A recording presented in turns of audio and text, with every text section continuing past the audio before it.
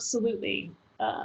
You have, first of all, a big steel box that would take a forklift to lift.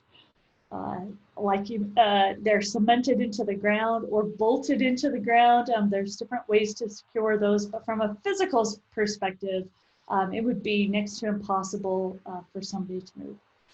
Also, best practice really is to locate those under some video surveillance equipment or to install video surveillance equipment of your own. Most jurisdictions are doing that. They're really trying to locate those somewhere that's a well-lit area, that's a highly trafficked area, an area that probably has video cameras already. So that adds to that layer of security.